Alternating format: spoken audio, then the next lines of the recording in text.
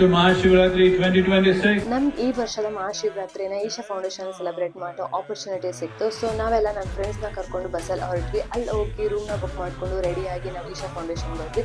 So Isha ಫೌಂಡೇಶನ್ಗೆ ಹೋಗ್ಬೇಕಂದ್ರೆ ಸಿಕ್ಕಾಪಟ್ಟೆ bus facilities ಇರುತ್ತೆ. ಅರೌಂಡ್ 17 rupees ಕಾಸ್ಟ್ ಆಗುತ್ತೆ. ಬಟ್ ಸಿಕ್ಕಾಪಟ್ಟೆ ಜನ ಇರ್ತಾರೆ. ನೀವೇನಾದರೂ ಟ್ಯಾಕ್ಸಿನ ಬುಕ್ ಮಾಡ್ಕೊಂಡು ಹೋಗ್ತೀರಾ ಅಂದರೆ ಹೆವಿ ಕಾಸ್ಟ್ ಡಿಮ್ಯಾಂಡ್ ಇರುತ್ತೆ. ಅರೌಂಡ್ 1500 to 2500 ವರೆಗೂ ಇರುತ್ತೆ. ಸೊ ಸಿಕ್ಕಾಪಟ್ಟೆ ಕಾಸ್ಟ್ ಡಿಮ್ಯಾಂಡ್ ಅಂತೂ ಇದ್ದೇ ಇರುತ್ತೆ. ಸೊ ನನ್ನ ಪ್ರಕಾರ ನೀವು ಪ್ರೈವೇಟ್ ವೆಹಿಕಲ್ಸಲ್ಲಿ ಹೋದ್ರೆ ಬೆಟರ್ ಅಂತ ಅನ್ಸುತ್ತೆ. ನಾವು ಹೋಗಿದ್ದು ಅರೌಂಡ್ 2:30 3 o'clock ಆಗಿತ್ತು. ಸಿಕ್ಕಾಪಟ್ಟೆ ಬಿಸಿಲಿತ್ತು. ನನ್ನ ಪ್ರಕಾರ ನೀವು ಛತ್ರಿ, ಹ್ಯಾಟ್ ಆಗಿರಿ ಮತ್ತು ಕೆಳಗಡೆ ಹಾರಿಸ್ಕೊಳ್ಳೋಕ್ಕೆ ಮ್ಯಾಟ್ನ ತೊಗೊಂಡು ಹೋಗೋದ್ರೆ ಬೆಟರ್ ಅಂತ ಅನಿಸುತ್ತೆ. ಮತ್ತು ಶಾಲ್, ಜಾಕೆಟ್ ಇದ್ರೆ ಒಳ್ಳೇದು. ಬಿಕಾಸ್ ನೈಟಲ್ಲಿ ಸಿಕ್ಕಾಪಟ್ಟೆ ಚಳಿ ಆಗುತ್ತೆ. ನೀವೇನಾದರೂ ಉಪವಾಸ ಮಾಡ್ತಿರ್ತೀರಾ ಅಂದರೆ ಫ್ರೂಟ್ಸ್ನ ಮನೆಯಿಂದಲೇ ತರೋದು ಬೆಟರ್ ಅಂತ ಅನಿಸುತ್ತೆ. ಬಿಕಾಸ್ ಇಲ್ಲಿ ಫ್ರೂಟ್ ಸ್ಟಾಲ್ಸ್ ಅಷ್ಟೊಂದು ಇರೋದಿಲ್ಲ. ಸೊ ಸಾಯಂಕಾಲ ನಿಮಗೆ ಅನ್ನದಾನನೂ ಇರುತ್ತೆ. ಸೊ ಊಟ ಮಾಡ್ಕೋಬೋದು. ನನಗಂತೂ ಆ ಕ್ಲೈಮೇಟ್ ಇಷ್ಟ ಆಯಿತು. ದೇವ್ರ ಬ್ಲೆಸ್ಸಿಂಗ್ ಸಿಕ್ತು ಅಂತ ಅನಿಸ್ತು. ಮೆಡಿಟೇಷನ್ಸ್ ಚೆನ್ನಾಗಿತ್ತು.